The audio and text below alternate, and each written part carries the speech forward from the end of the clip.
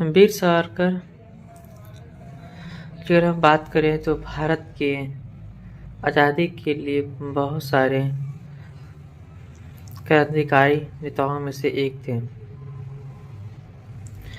वीर सावरकर की बात करें तो वीर सावरकर का जन्म 28 मई 1883 को नासिक के भागलपुर गांव में हुआ था और उनकी मृत्यु 26 फरवरी 1966 को बम्बई में हुई थी।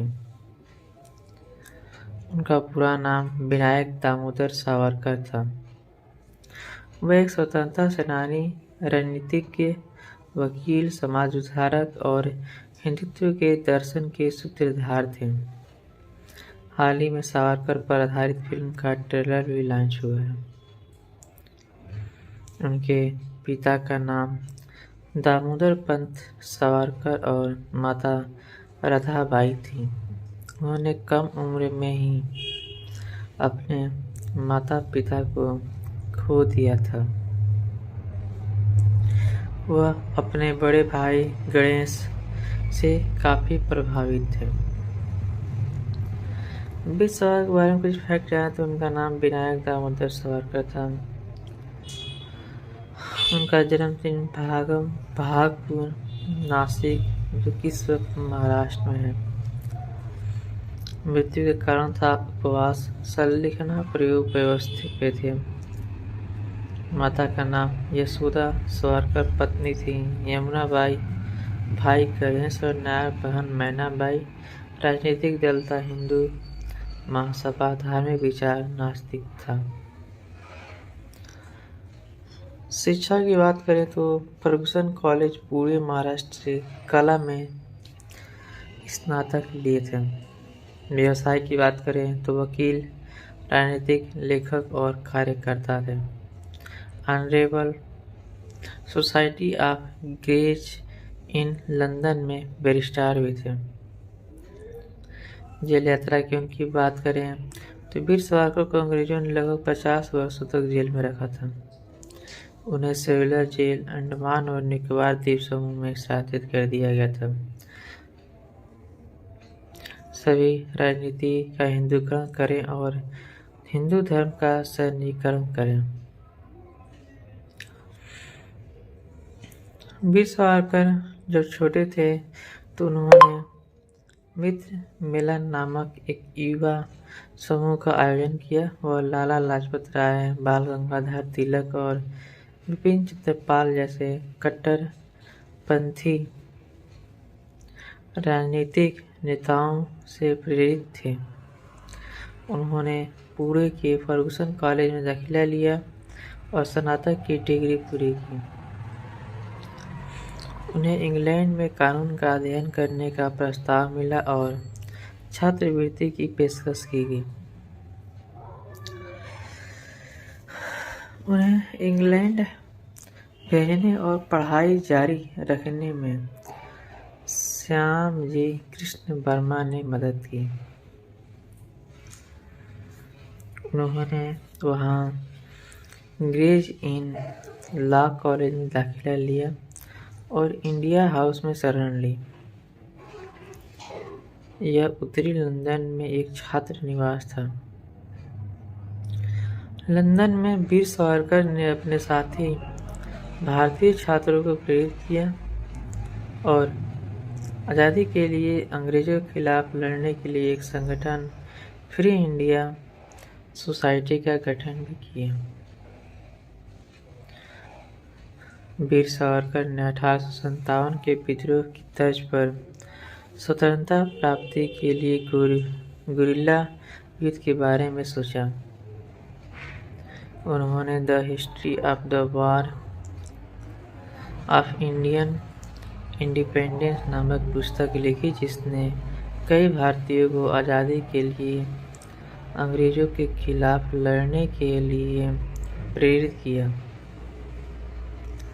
हालांकि इस किताब पर अंग्रेजों ने प्रतिबंध लगा दिया था, लेकिन इसने कई देशों में लोकप्रियता हासिल कर ली थी। इतना ही नहीं, उन्होंने हाथ से बनाए जाने वाले बम और गुल्ला युद्ध भी बनाए और दोस्तों में बांटे। हाँ बोलो। नहीं अभी नहीं, क्या काम है? बोलो क्या काम है? क्या काम है? चाबी चाहिए साइकिल का। आओ ले जाओ।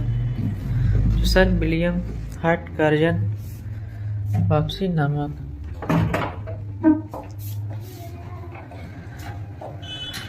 उन्होंने हाथ से बनाया है। उन्होंने अपने मित्र मदन लाल ढींगरा को भी कानूनी सुरक्षा प्रदान की, जो सर विलियम हार्ट कार्जन वायरी नामक एक ब्रिटिश भारतीय सेना अधिकारी की हत्या के मामले में आरोपी थे। वीर सावरकर के बारे में और बात करें तो उन्हें पहले हम ये जान लेते हैं कि उन्हें 50 साल की कैद की सजा कैसे सुनाई गई थी। एक बात थी, जब भारत में वीर सावरकर के बड़े भाई ने इंडियन काउंसिलिंग एक्ट 1909 में, जैसे मिंटो मार्ले रिफॉर्म के नाम से भी जाना जाता है, के खिलाफ एक विरोध प्रदर्शन आयोजित किया था। वीर सावरकर ने अपराध की साजिश रची थी और उनके खिलाफ वारंट जारी किया गया था। गिरफ्तारी से बचने के लिए वीर सावरकर पेरिस भाग गए और वहां उन्होंने भिखाजी कामा के आवास पर शरण ली। 13 मार्च 1910 को उन्हें ब्रिटिश पुलिस ने गिरफ्तार कर लिया, लेकिन फ्रांसीसी सरकार तब बुरा मान गई। जब ब्रिटिश अधिकारियों ने पेरिस में वीर सावरकर को गिरफ्तार करने के लिए उचित कानूनी कार्रवाई शुरू नहीं की। अंतर्राष्ट्रीय मध्यस्थता का स्थायी न्यायालय ब्रिटिश अधिकारियों और फ्रांसीसी सरकार के बीच को संभाल रहा था और 1911 में फैसला सुनाया। आपको बताते हैं कि वीर सावरकर के खिलाफ फैसला आया और उन्हें 50 साल की कैद की सजा सुनाई गई और वापस बम्बई भेज दिया गया। बाद में उन्हें 4 जुलाई यानी 1911 को अंडमान और निकोबार द्वीप पर ले जाया गया। वहां उन्हें काला पानी से मशहूर सेल्युलर जेल में बंद कर दिया गया। जेल में उन्हें बहुत यातनाएं दी गई, लेकिन उनकी राष्ट्रीय स्वतंत्रता की भावना जारी रही और उन्होंने वहां अपने साथी कैदियों को पढ़ाना लिखाना शुरू कर दिया।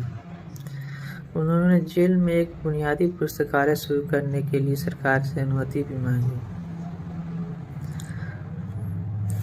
अपने जेल के समय में उन्होंने एक वैचारिक पुस्तिका लिखी जिसे हिंदुत्व के नाम से जाना जाता है, हिंदू कौन है, और इसे सावरकर के समर्थकों ने प्रकाशित किया। पैम्फलेट में उन्होंने हिंदू को भारतवर्ष का देशभक्त और गौरवान्वित निवासी बताया और इससे कई हिंदू प्रभावित हुए। उन्होंने जैन धर्म, बौद्ध धर्म, सिख धर्म और हिंदू धर्म जैसे कई धर्मों को एक ही बताया। उनके अनुसार ये सभी धर्म अखंड भारत के निर्माण का समर्थन कर सकते हैं।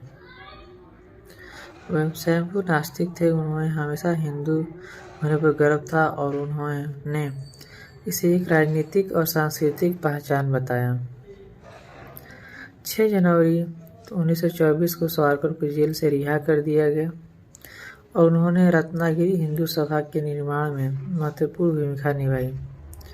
इस संगठन का उद्देश्य हिंदुओं को सामाजिक और सांस्कृतिक विरासत को संरक्षित करना।